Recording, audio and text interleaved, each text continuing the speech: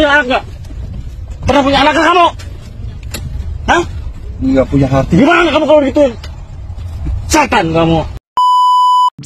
Halo guys, balik lagi dalam channel gua. Guys, hari ini gua akan menceritakan satu kasus pembunuhan kepada seorang anak perempuan yang ditemukan tidak bernyawa dengan kondisi wajahnya dilakban hingga menutupi seluruh wajahnya. Kasus ini pun penuh dengan drama hingga akhirnya terungkap. Bagaimana kronologi dari kejadian ini? Yuk kita simak videonya. Kejadian ini bermula pada hari Kamis pagi, tanggal 19 September 2024, di sebuah pesisir pantai Cihara, Kabupaten Lebak, Banten. Kala itu memasuki jam 05.40. Ada seorang warga bernama Inong yang sedang berjalan menelusuri pantai. Tanpa sengaja dirinya melihat ada sosok tubuh tergeletak di tepi pantai. Inong pun perlahan mendekati untuk memastikan apa yang baru saja dia lihat. Sontak saja Inong pun terkejut ketika menemukan sosok tubuh merupakan jasad seorang anak perempuan kisaran usia 5 hingga 7 tahun. Pada saat ditemukan, jasad itu dalam kondisi kepala dan wajahnya terlilit lakban. Inong segera melaporkan temuannya pada warga sekitaran dan perangkat desa setempat. Perangkat desa yang menerima laporan itu segera meneruskannya pada pihak kepolisian setempat. Setelah polisi tiba di lokasi, jasad anak perempuan tersebut diperkirakan berusia 6 tahun. Selain itu, mulut dan matanya dalam kondisi dilakban hitam. Korban pun mengenakan baju tidur berwarna biru muda bergambar Daisy Duck bertuliskan Little Point. Teman-teman, ada penemuan mayat nih. Ada penemuan mayat kira-kira umur 7 tahun, 8 tahun ya. Berapanya?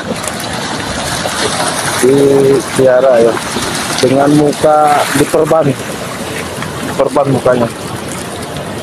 Iya, Ini kayak korban pembunuhan gitu kayak. Jika melihat kondisinya yang diduga kuat, anak itu adalah korban pembunuhan yang jasadnya dibuang ke laut. Pihak kepolisian pun segera melakukan evakuasi pada tubuh korban dan membawanya menuju puskesmas Cihara pada jam 7 pagi. Lalu dipindahkan menuju RSUD Serang guna dilakukan proses otopsi. Dalam penemuan jasad ini, pihak kepolisian pun segera berkoordinasi dengan jajarannya. Upaya itu pun mendapatkan titik terang, yakni dari Polsek Cilegon, jika ada laporan orang hilang dengan ciri-ciri yang sama dengan korban. Pihak kepolisian segera menghubungi keluarga untuk datang dan memastikan apakah jasad itu benar anaknya yang hilang atau tidak. Kanit 2 Reskrim Polres Cilegon, Ibtu Yogi Farizal mengatakan, pada saat ini polisi masih melakukan penyelidikan terhadap penemuan jenazah yang diduga bernama Akilatun Nisa Priska Herlan. Setibanya di kamar jenazah, pecah tangisan seorang pria merupakan ayah dari korban dan benar jika tubuh itu merupakan anaknya yang telah hilang. Mirisnya, pada saat ayah korban berada di kamar jenazah, tidak bersama dengan ibu korban. Lantaran dalam waktu bersamaan, ibu korban melahirkan anak kedua, merupakan adiknya korban. Sementara itu, hasil otopsi pun menunjukkan pada lengan kanan dan kiri terdapat luka lebam memerah agak biru. Pada perutnya terdapat luka lebam memerah, mulut dan wajahnya tertutup lakban berwarna hitam. Menurut tim forensik, pelaku sengaja melakban kepala korban agar jasad korban ini tidak mengeluarkan bau busuk. Diketahui jika korban ini bernama Akilatun Nisa Priska Herlan atau biasa dipanggil Akila, berusia 5 tahun, tinggal di Komplek BBS RT RW 0104 Kelurahan Ciwedus, Kecamatan Cilegon, Kota Cilegon. Akila merupakan anak pertama dari pasangan Amelia dan Andre Primario Herlan. Diketahui ayah korban ini bekerja di kantor peminjaman uang, sementara Amel, ibu dari korban, berbisnis kreditur atau penjualan barang-barang dengan sistem cicil atau kredit. Salah satu warga yang merupakan tetangga dari korban, yaitu Hanifah, mengatakan jika sekitar 1 bulan terakhir, Amel mendapatkan teror dari orang yang tidak dikenal dengan isi WhatsApp-nya yang mengancam. Teror tersebut dikirimkan sebanyak 4 kali dalam kurun waktu tersebut. Pesan itu pun berisikan ancaman akan melakukan penculikan, pembunuhan, dan melukai Amel, anak, dan suaminya. Mendapatkan teror tersebut, Amel dan Herlan pun berinisiatif melaporkan ancaman ini pada pihak kepolisian.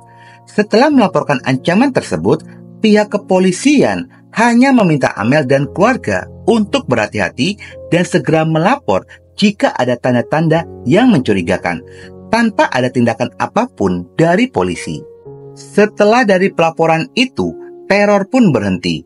Seiring berjalannya waktu, Amel melakukan kegiatannya seperti biasa. Hingga pada hari Selasa, tanggal 17 September 2024, sekitar pada jam 11 siang, Amel bersiap pergi menjemput suaminya untuk makan siang. Karena jaraknya dekat, Amel pun memutuskan untuk meninggalkan Akila anaknya sendirian di dalam rumah dan memberikan ponsel untuk menemani Akila di rumahnya. Lalu Amel mengunci pintu rumah dan segera menjemput Herlan. Hanya berselang 5 hingga 10 menit kemudian, Amel pun sudah kembali lagi ke rumah. Namun, Amel menjadi panik ketika mendapati Akila sudah tidak berada di dalam rumahnya. Amel dan Herlan mencari ke sekeliling rumah dan lingkungan rumahnya. Namun Akila tidak dapat ditemukan. Setelah usaha pencarian itu tidak berbuah hasil, Amel dan suaminya memutuskan untuk membuat laporan kehilangan ke kantor polisi. Hingga akhirnya penemuan tubuh Akila yang sudah tidak bernyawa di pesisir pantai Cihara, Lebak, Banten. Polisi terus melakukan penyelidikan terkait siapa pelaku pembunuhan ini. Pihak kepolisian pun sempat mengecek sinyal ponsel yang dibawa oleh Akila. Pada saat dilacak, ponsel itu berada di daerah Jombang. Namun tidak lama setelahnya, GPS pun hilang. Setelah melakukan serangkaian penyelidikan, polisi akhirnya berhasil menangkap 2 orang pelaku pembunuhan. 2 orang yang pertama kali ditangkap, yakni Rahmi dan Saena. Keduanya ditangkap di sekitaran kota Cilegon pada hari Jumat tanggal 20 September 2024. Setelah dilakukan interogasi, selanjutnya polisi berhasil menangkap pelaku Emi, Yayan Herianto, dan Ujang Hilda yang ditangkap di wilayah Pandeglang pada hari Sabtu tanggal 21 September 2024. Salah satu dari pelaku ini merupakan tetangga korban dan bisa dikatakan sangat dekat seperti saudara. Lu bagian ngelakban. Apa yang lu lakban? Yang nempeleng siapa yang nempeleng? Ini sampai rontok, diapain? Diapain? Yang dudukin siapa? Apa? Dudukin siapa yang dudukin? Katanya lu nyuruh bakar lu. Lu kan yang nyuruh bakar mayatnya? Kamu dasarnya apa matiin bocah itu? Kenapa lu bunuh? Suruh siapa? Apa yang nyuruh? Iya, kenapa disuruh kamu dikasih uang bagaimana? Yang nyuruh siapa, boy? Yang nyuruh siapa yang nyuruh? Jawab. Siapa? Sebutin namanya. Alasannya apa nyuruh? Berapa ngomong? 150 juta. Siapa yang punya utang itu? Oh gitu. Ditagih kesel kali. Terus kamu ngebunuh itu, kamu apa namanya diupahin gimana itu? Ya terus? Mau. Kamu sakit hati kenapa? Hah? Kalau bantu mereka jadi duit emas atau apa? Atau sukarela? Janji berapa ngomong? Berapa? 50 Yang ngomong siapa itu? Siapa? Setelah dilakukan pemeriksaan, motif dari penculikan dan pembunuhan ini adalah sakit hati pelaku kepada ibu korban, masalah hutang piutang. Para pelaku memiliki peran yang berbeda-beda. 2 pelaku ini, Rami dan Saena, merasa sakit hati kepada ibu korban karena selalu ditagih hutangnya. Rami dan Saena kerap ditagih utang pinjol sebesar 75 juta rupiah. Mereka meminjam uang karena ingin berbisnis dan berhutang di aplikasi pinjol menggunakan data pribadi dari Amel. Namun, usaha keduanya pun bangkrut dan tidak mampu membayar hutang. Pada sisi lainnya, pelaku Emi mengaku sakit hati karena anaknya kerap dimarahi oleh Amel. Emi menceritakan sakit hatinya kepada Shaena dan Rami. Setelahnya, mereka saling curhat. Akhirnya ketiganya pun merencanakan untuk balas dendam kepada Amel. Saat itu, Rahmi dan Shaena mengiming-imingkan uang sebesar 50 juta rupiah kepada Emi jika berhasil menculik dan membunuh korban Amel. Emi pun setuju dan akhirnya rencana itu pun disusun. Namun, di balik itu semua, Shaena memiliki motif lainnya, yaitu dia memiliki penyimpangan seksual, merasa cemburu melihat kedekatan Rahmi dengan Amel. Pada awalnya, yang menjadi target pembunuhan adalah Amel. Namun perlahan demi perlahan, target itu pun berubah, yang akhirnya Akila lah yang menjadi targetnya. Sampai pada akhirnya, pada tanggal 17 September 2024, mereka melancarkan aksinya. Shaena dan Rahmi bersembunyi di kontrakan kosong bersebelahan dengan tempat tinggal korban yang hanya berjarak 5 langkah. Saat Amel pergi keluar, korban dibawa masuk ke dalam rumah kontrakan tersebut dengan cara dibekap mulutnya oleh Shaena. Hanya tidak dijelaskan bagaimana mereka bisa masuk ke dalam rumah karena pada saat itu posisi pintu dalam kondisi terkunci. Pada saat penculikan itu terjadi, Shaena mengaku korban sempat menggigit tangannya sehingga mulut korban ditutup lakban hingga keseluruhan wajahnya.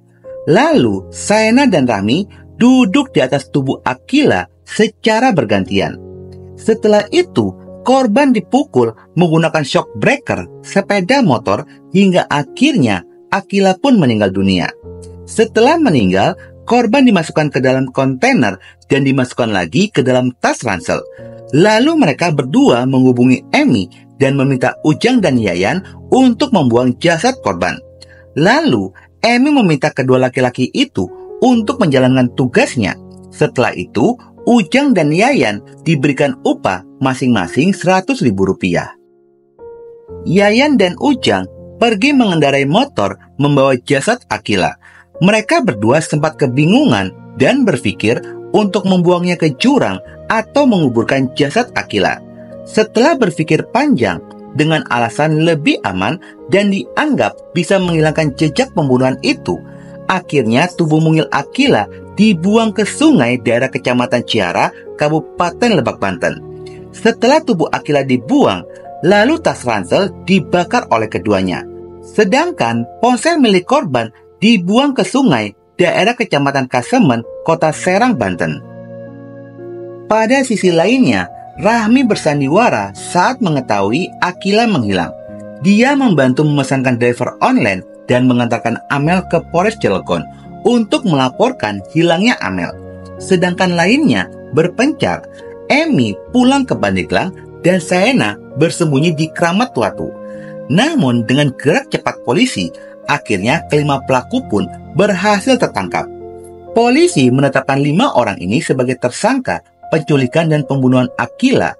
Para tersangka ini terancam Undang-Undang Perlindungan Anak, yaitu pasal 80 ayat 3 dengan ancaman hukuman 20 tahun penjara dan denda 3 miliar rupiah. Adapun 2 tersangka lainnya dijerat pasal 55 karena telah membantu pembunuhan itu dan terancam 5 tahun penjara. Akila, kamu anak tidak berdosa, kini telah menjadi penghuni surga. Intisari dari kisah ini untuk selalu memilih teman dan pergaulan. Terkadang manusia ini berpura-pura baik karena ada maunya, padahal sebenarnya seorang predator, serigala berbulu domba. Oke guys, sekian dulu video gue hari ini dan jangan lupa ikuti terus video gue. Oke?